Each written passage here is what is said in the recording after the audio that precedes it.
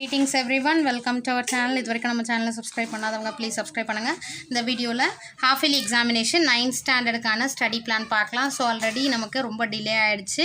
So nearly இன்னும் ஒரு 15 days தான் இருக்கும். எக்ஸ்பெக்டட் டேட் பார்த்தீங்கன்னா December 10 வந்து ஹாஃப் இயர்லி எக்ஸாம் ஸ்டார்ட் பண்ணுற மாதிரி இருக்கும். இல்லையா நம்ம அந்த 10 ரேஞ்சுக்குள்ளே தான் இருக்கும். இப்போ பார்த்தீங்கன்னா November 25லேருந்து December 9க்குள்ளே நம்ம வந்து பிளான் பண்ணுற போர்ஷன்ஸை கம்ப்ளீட் பண்ணி ஆகணும். ஸோ அதனால் நம்மளால் சப்ஜெக்ட் வைஸ் நம்மளால் செக்ரிகேட் பண்ண முடியாதுன்றதுனால நம்ம வந்து 5 சப்ஜெக்ட்ஸ் பிரிச்சுக்கலாம். அதில் வந்து நம்ம ஆல்ரெடி நம்ம கம்ப்ளீட் பண்ணியிருப்போம் இல்லைங்களா. இப்போது செகண்ட் மிட் டெர்ம் டெஸ்ட்டுக்கு ஓவரால் வந்து கரண்ட்டில் இருக்கும். ஸோ அந்த மாதிரி நம்ம வந்து முடிச்சுக்கலாம். இப்போ பார்த்தீங்கன்னா ஃபஸ்ட்டு November 25 இன்றைக்கி நீங்கள் ஸ்டார்ட் பண்ணுறீங்கன்னா சோஷியல். நீங்கள் வந்து ஃபஸ்ட்டு என்ன பண்ணுறீங்கன்னா இன்றைக்கி சோஷியலுக்கான செகண்ட் மிட் டெர்ம் போர்ஷன்ஸ் இருக்குது இல்லையா, அது இப்போ தான் கரண்ட்டாக நம்ம முடிச்சிருக்கோம். ஸோ அதை ஈஸியாக நம்ம ரிவிஷன் பண்ணிடலாம். இப்போ நாளைக்கு எக்ஸாம்னும் போது இன்றைக்கி சோஷியல் நாளைக்கு சோஷியல் எக்ஸாம் அப்படின்னும் போது செகண்ட் மிட் டெர்மில் ஒரு 8 லெசன்ஸ் இருந்தாலும் நம்ம அந்த 1 டேயில் வந்து ஈவினிங் அண்ட் மார்னிங் நம்ம ஓவரால் கம்ப்ளீட் பண்ணுறோம் இல்லைங்களா. அந்த மாதிரி ஹார்ட் ஒர்க் போட்டால் மட்டும்தான் நம்ம ஈஸியாக கம்ப்ளீட் பண்ண முடியும். ஸோ நீங்கள் வந்து செகண்ட் மிட் டெர்ம் போர்ஷன்ஸாவது வச்சுக்கலாம், இல்லை quarterly portions before second mid term என்னென்ன போர்ஷன்ஸ் இருக்கோ அதுக்கு கொஞ்சம் டைம் எடுக்கும். அதனால் நான் என்ன சொன்னேன், கரண்ட் முடிக்கிறதுனால செகண்ட் மிட் டெர்ம் போர்ஷன்ஸை ஃபஸ்ட்டு கம்ப்ளீட் பண்ணிவிடுங்க. ஜஸ்ட் ரிவிஷன் மாதிரி ஃபாஸ்ட்டாக நீங்கள் வந்து கம்ப்ளீட் பண்ணிடணும். அண்ட் தென் November 26 பார்த்தீங்கன்னா சயின்ஸ் சப்ஜெக்ட் அந்த மாதிரி second mid term portions. And then November 27 மேக்ஸில் செகண்ட் மிட் டெர்ம் போர்ஷன்ஸ். தென் November 28 சோஷியல் அகெயின் சோஷியலில் வந்து இப்போ செகண்ட் மிட் டெர்ம் போர்ஷன்ஸில் ரிமைனிங் இருக்குது அப்படின்றவங்க அதை பண்ணுங்கள். அப்படி இல்லை நான் அதை வந்து ஒரு நாளில் நான் மேக்ஸிமம் வந்து ரொம்ப அதாவது ஈவினிங் அண்ட் மார்னிங் இன்றைக்கி ஈவினிங் நீங்கள் பிளான் பண்ணணும்.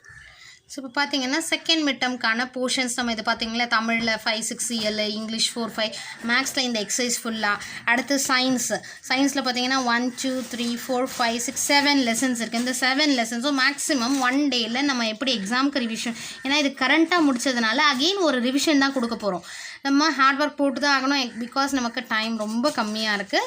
நியர்லி ஒரு 10 days தான் வச்சுக்கோங்களேன். அப்போது அந்த டைம்க்கு ஏற்ற மாதிரி நம்ம கம்ப்ளீட் பண்ணணும்னா ஃபஸ்ட்டு செகண்ட் மிட் டெர்ம் போர்ஷன்ஸை நீங்கள் ஃபஸ்ட்டு ரிவைஸ் கொடுத்துருங்க.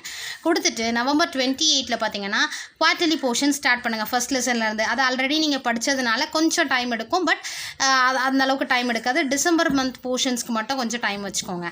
ஸோ அதுக்கான சப்ஜெக்ட் வைஸ் நீங்கள் இல்லை மேம் நான் ஃபஸ்ட்டு எனக்கு வந்து டஃப் மேக்ஸ்னால் மேக்ஸை முடிச்சிடுங்க, அந்த மாதிரி குவார்ட்டர்லி போர்ஷன்ஸை கம்ப்ளீட் பண்ணுங்கள். November 30 maths quarterly போர்ஷன்ஸை.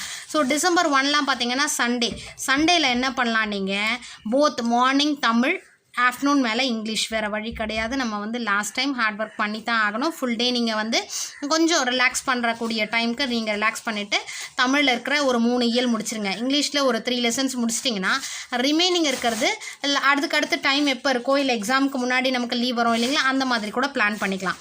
December 2 பார்த்தீங்கன்னா இங்கிலீஷ்.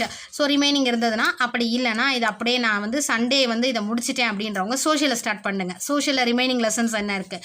நெக்ஸ்ட்டு December 3 வந்து சயின்ஸில் ரிமைனிங் என்ன லெசன்ஸ் இருக்குது குவார்ட்டர்லி போர்ஷன்ஸில்.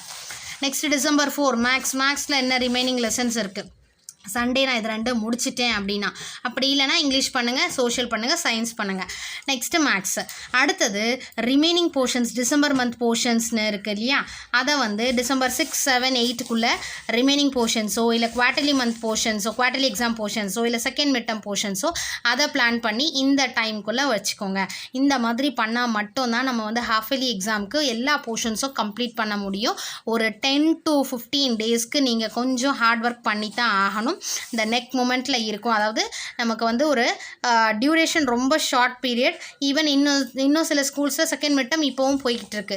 ஸோ அவங்களுக்குலாம் இன்னும் ரொம்ப டிஃபிகல்ட். ஸோ முடித்தவங்க வந்து நீங்கள் ஃபாஸ்ட்டாக ஸ்டார்ட் பண்ணிவிடுங்க. கரண்ட்டாக முடித்ததுனால அது அந்தளவுக்கு உங்களுக்கு டைம் எடுக்காது. செகண்ட் மிட் டெர்ம் போர்ஷன்ஸ் குவார்ட்டர்லிக்கும் அந்த டிசம்பர் மந்த் போர்ஷன்ஸ்க்குமான டைமை மட்டும் நீங்கள் வச்சுக்கோங்க.